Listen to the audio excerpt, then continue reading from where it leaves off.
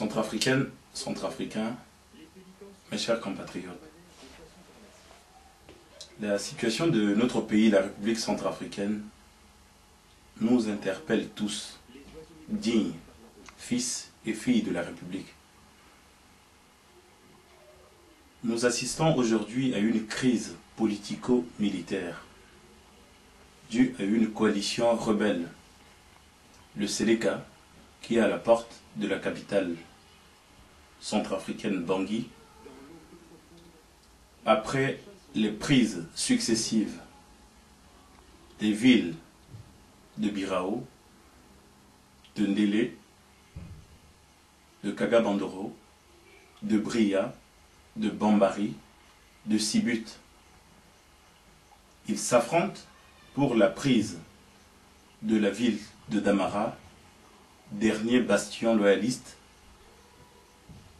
avant la capitale. Permettez-moi ici de ne pas oublier l'assaut et l'occupation par la LRA de Joseph Kony l'Ougandais de nos régions de Mbomou et de Ombomou. La LRA qui pille, qui viole, qui tue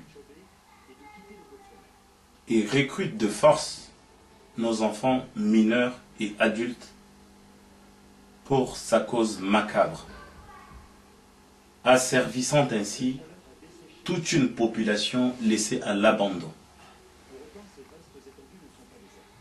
À l'heure où je vous parle, les représentations consulaires, les investisseurs étrangers et les internationaux plient bagages, plongeant le pays dans un blocage sans précédent. Ce départ nous rappelle, il y a quelques années de cela, la situation au Rwanda, au Congo et tout dernièrement en Côte d'Ivoire, où ces pays, fermés sur eux-mêmes, se livrent à un conflit fratricide sans précédent, mettant leur pays dans un chaos qui fera beaucoup de victimes innocentes. Des dignes filles et fils de Centrafrique, soucieux de l'issue de cette crise, au vu de l'inquiétude pesante du peuple centrafricain, se sont réunis et ont décidé de mettre en place un collectif, la Voix du Peuple, dans le but de mobiliser le peuple centrafricain en général et la jeunesse centrafricaine en particulier, afin de porter la voix du peuple dans ses aspirations légitimes.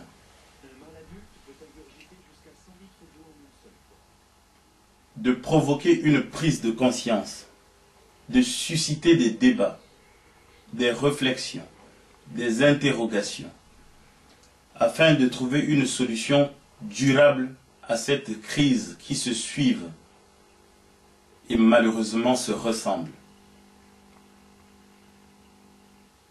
Depuis plus de 20 ans, il est encore temps d'arrêter l'hémorragie, au risque de laisser à nos générations futures ce lourd fardeau de gérer nos irresponsabilités.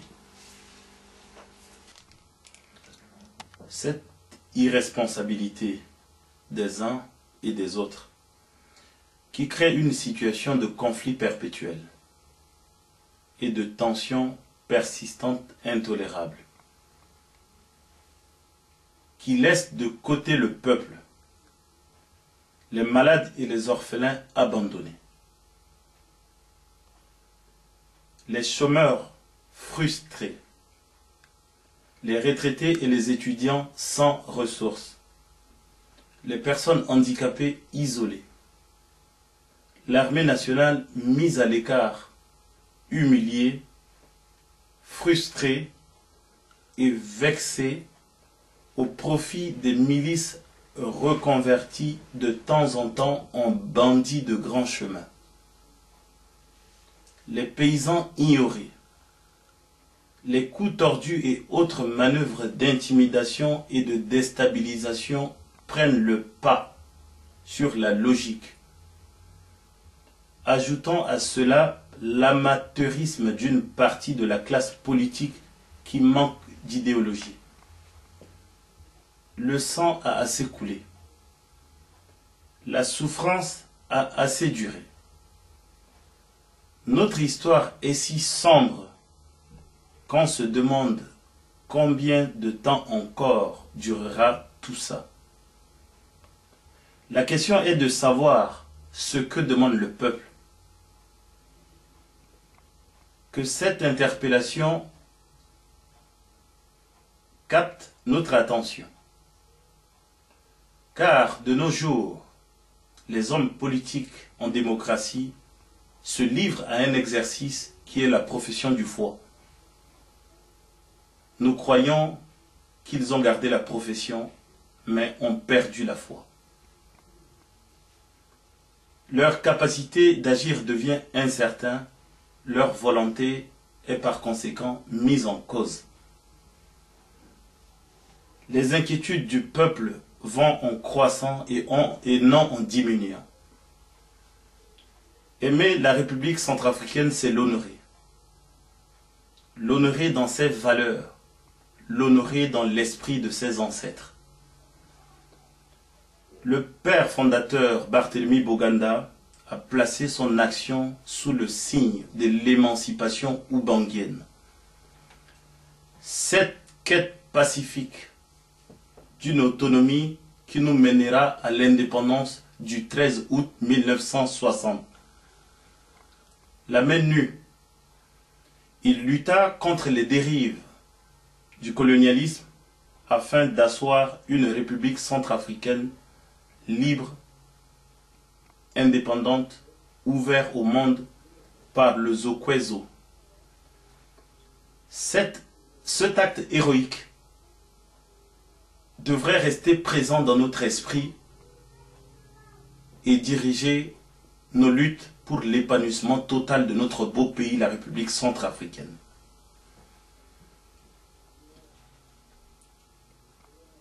La mondialisation nous dicte des préceptes qui nous obligent à faire notre place dans le concert des nations, à relever les défis du XXIe siècle.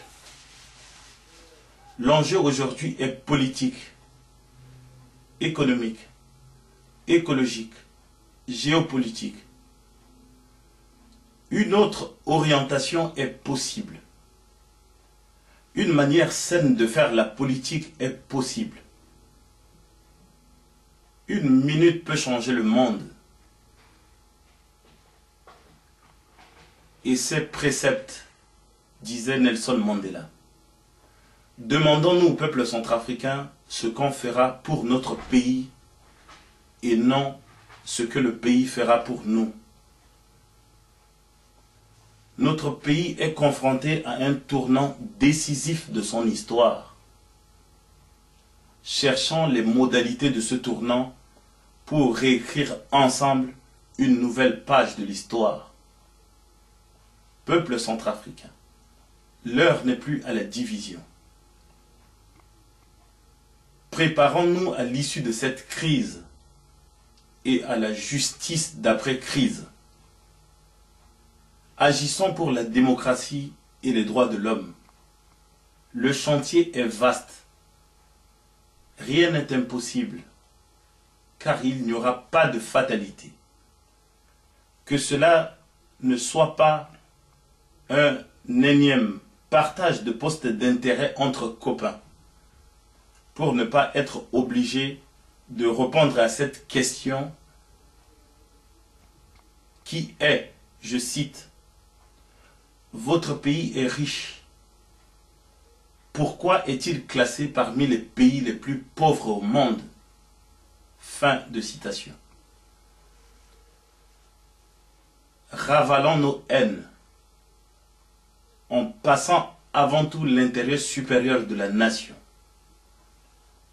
La paix est la condition sine qua non du développement économique et social. Cela ne s'assure sans la paix à nos frontières avec les pays limitrophes. Rétablissons l'axe avec la sous-région, avec l'Afrique et avec le monde. Gardons notre sens d'hospitalité légendaire, mais tissons des liens basés sur la transparence avec les amis de la République. Nous acceptons l'apport des amis de la RCA qui veulent nous aider à franchir cet obstacle dans la recherche d'une paix durable. Mais nous mettons en garde contre l'ingérence malsaine de ces ordres criminels mal intentionnés, venus de fois d'ailleurs pour s'aimer la terreur, déstabiliser notre pays, et ceux dont on a gardé des souvenirs douloureux. Nous serons vigilants, n'hésitant pas un seul instant à les traduire devant les tribunaux compétents le moment venu. Jeunesse centrafricaine, où que tu te trouves, quoi que tu fasses, agis à ta manière pour aider ton pays à s'en sortir. Agis pour réussir. Au gouvernement, à l'opposition armée. Nous vous disons que le monde vous regarde. Nous faisons appel à votre sens de la nation. Nous exigeons une sortie pacifique, rapide et un compromis historique à cette crise. Vive le peuple centrafricain, vive la jeunesse, pour que vive la République centrafricaine. À tous, nous souhaitons nos vœux de bonheur, de santé et de prospérité pour l'année 2013, pour le collectif Voix du Peuple. Je vous remercie.